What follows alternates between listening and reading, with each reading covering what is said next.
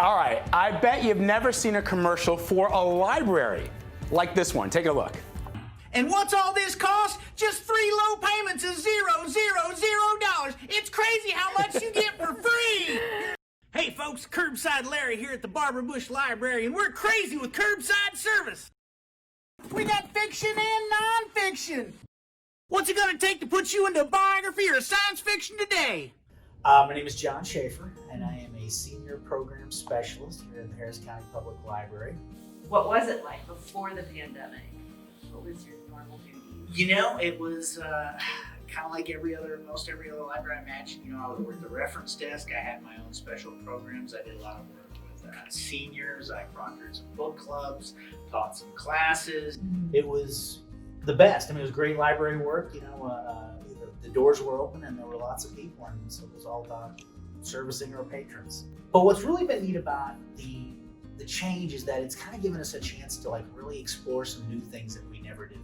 Obviously, curbside pickup is something. Also, all the virtual online programs and extending the Wi-Fi in the parking lots. There's so many different ways. It seems like we're pivoting all of our services to accommodate, you know, in the time that we live in. At first, I thought I was lucky that just it was at the Barber Bush that everybody was so compassionate and so creative and so funny. But as I've worked at Harris County Public Library for a little longer, I've noticed that it's all throughout all the branches and all the administration.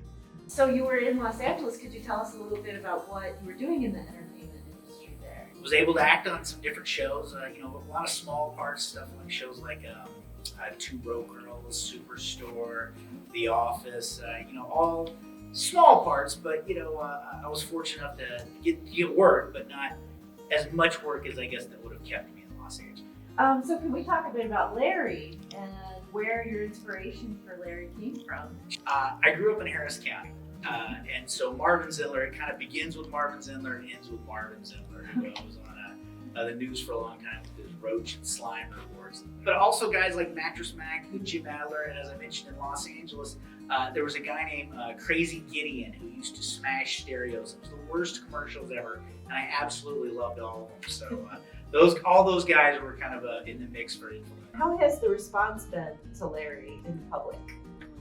Way bigger than I imagined. It's been amazing. It really has.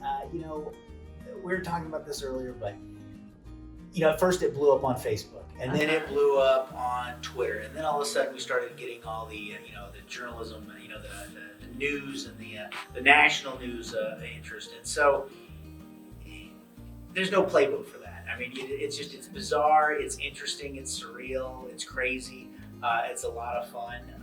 The best thing about it, honestly, is reading all of the Twitter comments, and they're just, all of them are very positive. Believe me, the irony of the fact that I spent 20 years in Los Angeles grinding it out with one-liners and walk-ons and under 5 roles, pretty much walk away from the business deciding, I'm like, you know, I'm ready for the second career, I want to spend some time with my family, and then all of a sudden it blows up. Yes, that has occurred to me how bizarre that is.